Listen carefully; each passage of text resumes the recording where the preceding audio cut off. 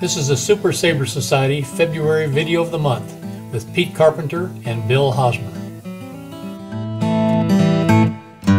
Okay, well, we're here in Tucson, Arizona with two of the icons of F-100 aviation. An icon is a Greek word meaning older than sin. We got Pete Carpenter and Bill Hosmer, two of my heroes. And again, they started out in aviation real early. Pete, you're an old farm boy. And how'd you get into flying? Well, when I was a little young guy, I had a brother that was interested in airplanes, but I also got in trouble drawing pictures in grade school of airplanes.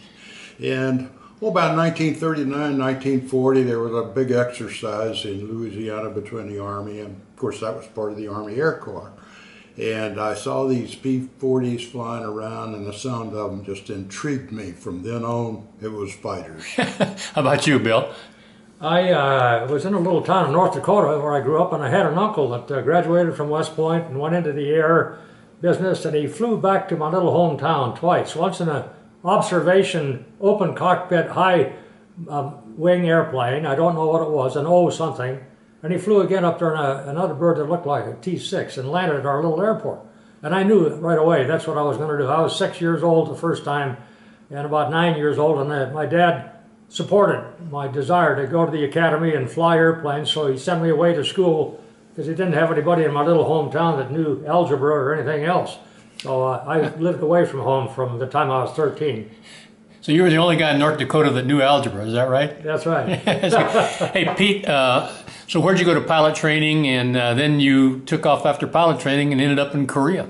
Yes, as a matter of fact, just prior to the Korean War in January that year, I had taken all my testing and whatnot, and they approved me, and I was still a little doubtful, and they finally sent me a notice that says you have a choice of 3 classes.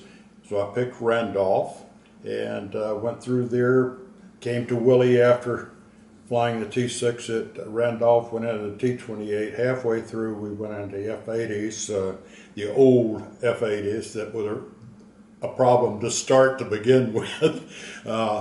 And from there up to Nellis, flying F-80s again, going through gunnery school, and on to, there was a delay en route for TDY in Okinawa for about 3 months, I guess it was, and then up to Korea, February of 52, flew my 100 missions there and left in October of 52. I had come home on an emergency leave because my father had passed away, so it took a little longer for the tour. Bill, how'd you end up getting in the Hun after pilot training? I was in 86s down at Foster Field, and I got 2 rides in a C model, chased ride down there before I went to Korea for a year and flew 86s again. So when I went to Nellis from Korea, they were going to make me a commissary officer or a supply officer. I said, wait a minute, I got an appointment with the group commander, and I said, they're trying to make a commissary officer out of me, and I'm a fighter pilot, sir. And I said, I've got F-100 time, which they were flying there then. And he said, well, we'll try you out. So I went to a squadron, and I spent about 6 years at Nellis training at the fighter weapons school, and then later on the Thunderbird. You would have been a lousy commissary officer. That's right. Pete, how did you get, after the F-80, you must have gone to F-86 before you got in the Hun. How'd you get in the Hun after Korea? Well, I came home, went into the ferry squadron at Amarillo, Texas. At that time, there were 3 squadrons. Checked out in 84G, spent time at the factory ferrying from the factory to different places.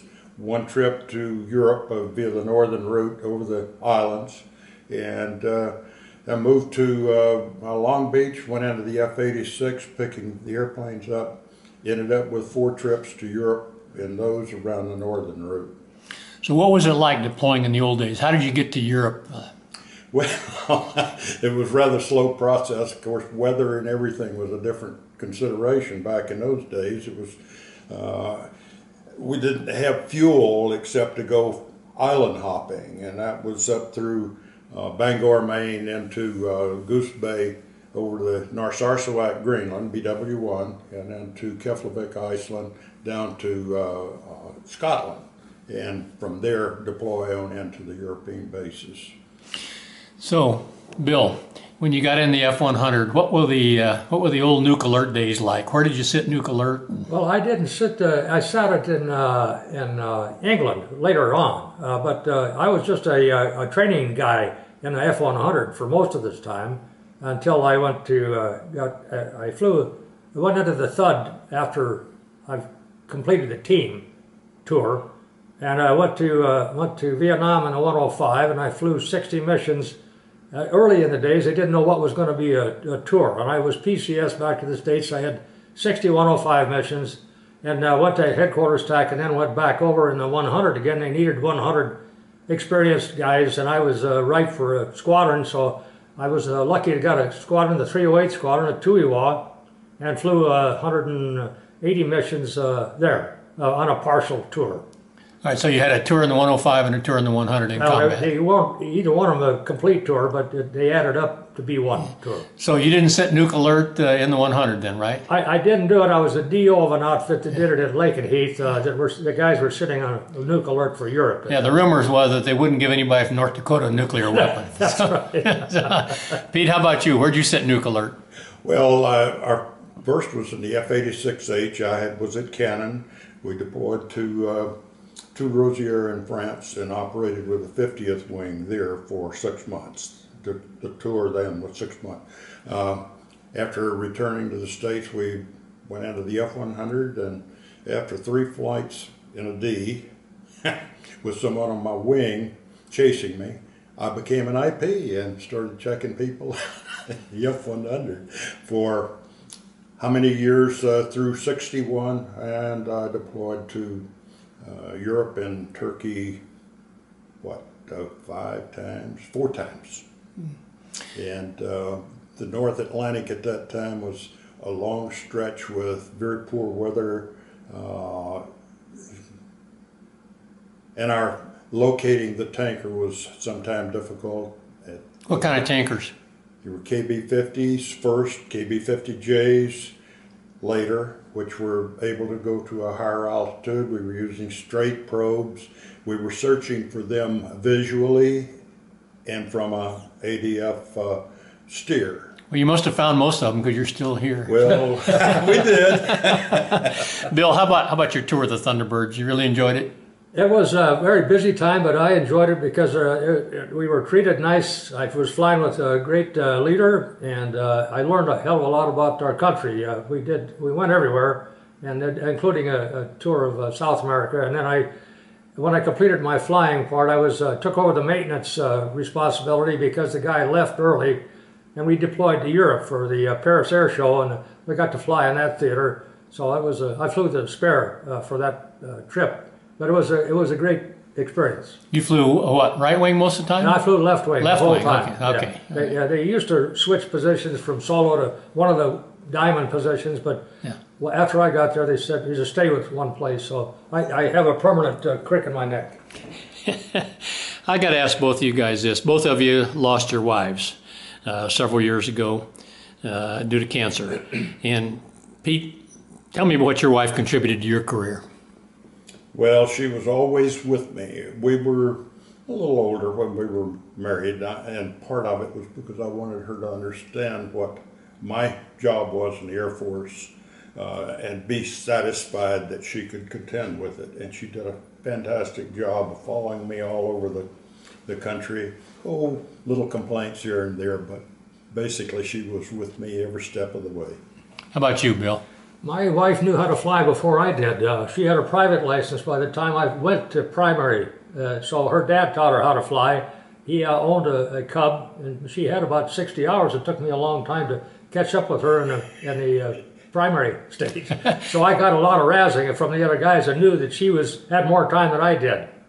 Well, yeah, I tell you, the wives are special people in our business here. So as you guys look back on your Air Force careers and you look at the Air Force today, what kind of message do you have for the new kids in the Air Force, Pete? Well, it can be a tough lifestyle for some people. There's a lot more flexibility in what you can do and what you can't do, I suppose, anymore, but there are also things that hold guys back. I have a real problem with the lack of association among the young pilots, particularly fighter pilots, on a Friday evening and things of that sort, where you really get to know the people that you're flying with. Bill, what message you got for him? Well, I think that you just have to straighten up and fly right. It's a different era. The leadership is different than we had, and I can't give specific recommendations because it's such a new world to me. I met last night with a guy wearing a flight suit at a bar stool reunion party, and I get around the young guys a lot that are still flying. He happened to be a guard guy flying the marvelous F-16. But so I keep my fingers in it.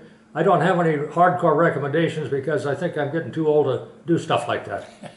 Well, I tell you, you guys, both of you were mentors to a lot of us. You're published authors now, and now you're going to be film stars. So this is great. Thank both of you very much.